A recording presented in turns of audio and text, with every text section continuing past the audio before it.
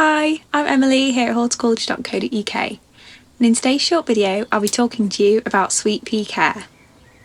Sweet peas are undoubtedly one of the most popular annual flowers grown in the UK.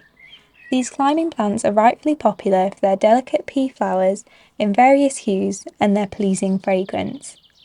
Sweet peas are available as annuals and perennials, the main difference being that perennials are unscented and come back year after year.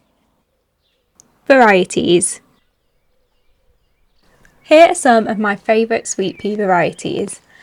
My favourites are watermelon and turquoise lagoon, which produce beautiful, scented, colourful sweet peas.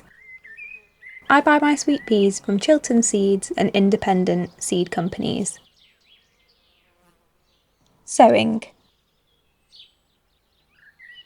Sweet peas, both annual and perennial, are typically sown either in spring, between March and May, or in autumn, in October or November.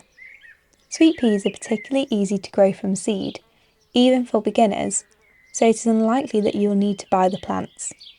However, if you wish to avoid this step, you can also purchase plug plants in the spring.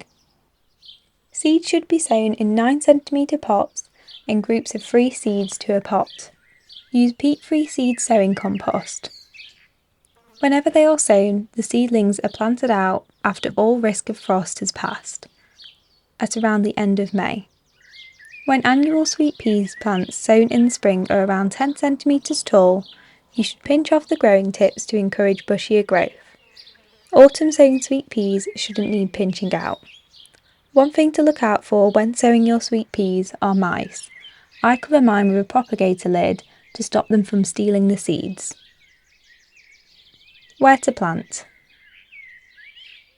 Sweet peas can work well in a range of settings. They can be grown for cut flowers in large raised beds or pots, or on display climbing up walls and trellises. Spacing and depth. Plugs or pots with 3 seedlings in each should be spaced at around 20 cm once hardened off. Choose support tall enough to support the particular variety or varieties that you wish to grow.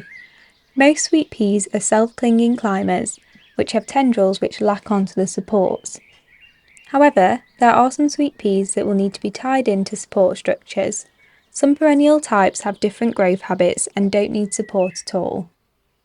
Preferred conditions.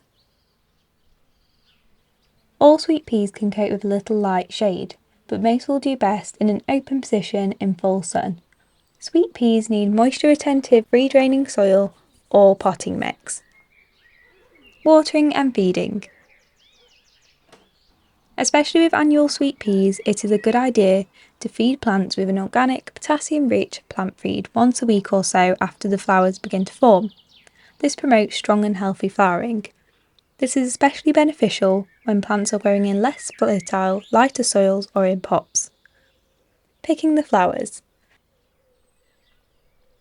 Flowers should be picked frequently, as this will encourage more to form and prolong the flowering season. Here is how you should pick your sweet peas. Note that as you pick them, the stems will get shorter.